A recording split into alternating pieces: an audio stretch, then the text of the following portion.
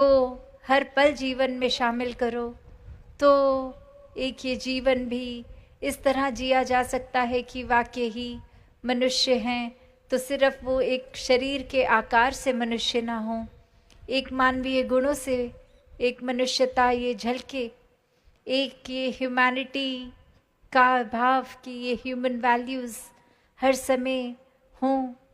तो कैसे एक अपने जीवन को उसी तरह जिया जा सकता है कि ये कोई किताबी बात नहीं कि भक्तों ने तो किसी युग में जब भक्ति निभाई तो उस समय डिस्ट्रैक्शंस भी बहुत कम थे, एक उस तरह टेक्नोलॉजिकल एडवांसमेंट्स भी नहीं थी।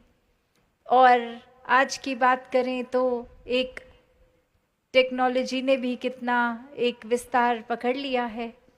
तो बात ये नहीं कि उस समय डिस्ट्रैक्शंस कम थी, अब ज़्यादा है। तो उस समय सबका पहले कलयुग आ गया तो अब ज़्यादा सतयुग या त्रेता या द्वापर के तरह एक फोकस परमात्मा पे नहीं बन पा रहा। पर बात वही कि हर युग में एक वही बात रही है कि अगर राम जी हैं तो रावण भी है। तो ये बात तो कभी उससे जुड़ी ही नहीं है।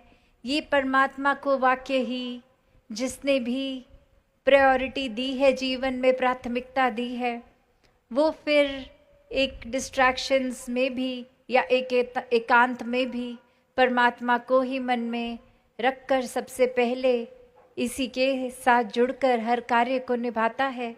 और जिसने ये प्राथमिकता नहीं दी वो तो सतयुग में भी फिर अपने जीवन को एक बर्बाद करके ही जी गए, एक अपने जीवन को पूरी तरह नहीं जी पाए। और फिर वो आज के समय में भी अगर यही बात है कि डिस्ट्रैक्शंस के बावजूद भी अगर परमात्मा को जो मन में बसा रहे हैं वो ही वाकई में ये जीवन को पूरी तरह जी रहे हैं।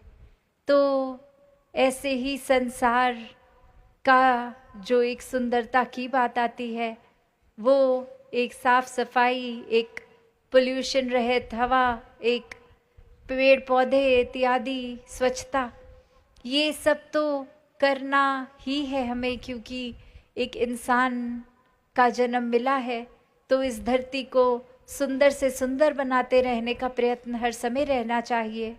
पर साथ ही ये मन के अंदर के प्रदूषण को भी भगाना है।